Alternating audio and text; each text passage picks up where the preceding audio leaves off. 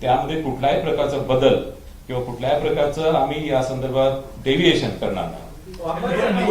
एक मिनिट त्यांचा राहू द्या. उदयजी उदय मतदार याद्यांमधल्या घोळासंदर्भात अनेकदा तुमच्या भेटी घेतलेल्या आहेत. त्यात अनेक राजकीय पक्ष आहेत. अशा सगळ्या राजकीय पक्षांचं निवडणूक आयोगानं समाधान केलं आहे का? आणि आज पत्रकार परिषदेतून तुम्ही आश्वस्त करू शकता का या राजकीय पक्षांना की हे सगळे मतदार याद्यांमधले घोळ मिटवण्यात आलेले आहेत? राजकीय पक्षांची बैठक मी निवडणूक घोषित करण्यापूर्वी केली. त्यासाठीच मी राजकीय पक्षांचा विश्वास संपादन करूनच ही निवडणूक घोषित केलेली आहे. त्यांना दुबार मतदारांबाबत माहिती दिली.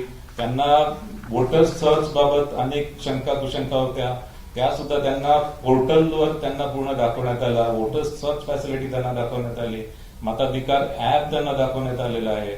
आणि त्यानंतर बृहन्मुंबई महानगरपालिकेने जे दुबार मतदारांची जी टूल्स डेव्हलप केले आहे ते टूल सुद्धा त्यांना दाखवलं. त्या टूल बद्दल पण ते पूर्ण समाधानी झालेले आहे.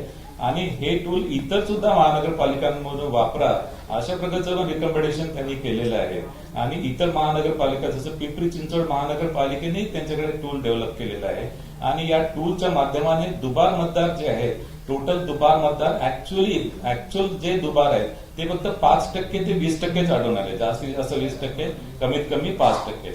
बृहन्मुंबई महानगरपालिकेच्या बाबतीत ते फक्त 7% आढळून आले आहेत. एकच मिनिट शेवटचा यांचा याचं आरक्षण देखील 50%पेक्षा जास्त आहे. त्यामुळे पुन्हा त्या कोर्टातून कुठला त्रास होऊ शकतो का? आणि त्यासाठी पुन्हा काही प्रक्रिया करावी लागणार आहे का? यामध्ये नागपूर आणि महानगरपालिकेचं 50% पेक्षा जास्त आरक्षण आहे.